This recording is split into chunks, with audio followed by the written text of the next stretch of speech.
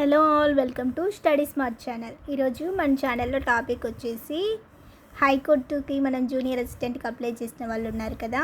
ఈరోజు admit card release అన్నారు. So ఏంటంటే ఇక్కడ నేను వెబ్సైట్లోకి వెళ్ళానండి. క్రోమ్లో thc.gov.inలోకి వెళ్ళాను. మీకు స్టార్టింగ్ నుంచి చూపిస్తాను, ఒక్క నిమిషం. ఇలా నేను junior assistant hall ticket download అని కొట్టాను.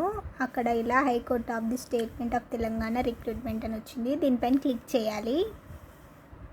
అప్పుడు మనకి ఇలా ఇది ఓపెన్ అవుతుంది వెబ్సైట్.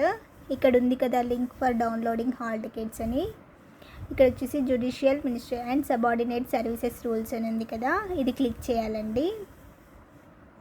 ఇది క్లిక్ చేస్తే మనకు యూజర్ ఐడి పాస్వర్డ్ అని వస్తుంది. ఇక్కడ యూజర్ ఐడి మీది, అలాగే పాస్వర్డ్. ఇక్కడ క్యాప్చా ఎంటర్ చేసి లాగిన్ అవ్వాలి. ఇక్కడ లాగిన్ అయితే మనకి ఏమొస్తుందంటే ఈ పాస్వర్డ్ అనేది ఓల్డ్ అని, మనకు చేంజ్ పాస్వర్డ్ అని వస్తుంది. సో చేంజ్ పాస్వర్డ్ వస్తే మీరు ఏం చేయాలంటే కొత్తగా ఏదైనా పాస్వర్డ్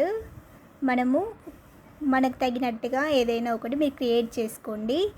క్రియేట్ చేసిన తర్వాత దాన్ని మనం మళ్ళీ యూజర్ ఐడి మాత్రం సేమ్ ఇవ్వండి.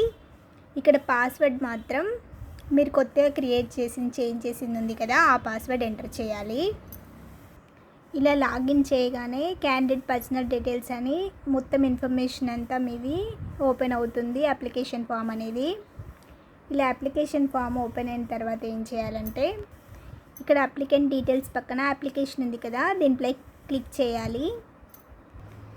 దీనిపై క్లిక్ చేయగానే మనం ఏ పోస్ట్కి అప్లై చేసాము, ఏ డిస్ట్రిక్ట్కి అప్లై చేసాము అనేది హాల్ టికెట్ ఇవన్నీ కనిపిస్తాయి. ఇక్కడ వ్యూ పైన క్లిక్ చేస్తే నాకు ఇలా వచ్చింది, applicant details, payment slip, app PDF అని. నాకైతే అడ్మిట్ కార్డ్ ఇంకా అయితే ఏం కనిపించట్లేదు. ఒకవేళ మీలో ఎవరికైనా ఓపెన్ అవుతే నాకు తెలియజేయండి. నాకైతే ఇలా వచ్చింది, ఎవరు కన్ఫ్యూజ్ కాకండి, ఓకేనా. Thanks for watching this video. మీకేమైనా ఈ వీడియో కనుక హెల్ప్ అయితే ఖచ్చితంగా మన ఛానల్ సపోర్ట్ చేయండి, సబ్స్క్రైబ్ ఖచ్చితంగా చేసుకోండి. నాకు తెలిసిన ఇన్ఫర్మేషన్ అనేది మీకు ఈ వీడియోలో తెలియజేశాను. ఒకవేళ ఏమైనా తప్పు ఉంటే మీరు నాకు ఏంటి ఎలా అనేది నాకు కామెంట్ సెక్షన్లో కామెంట్ చేయండి.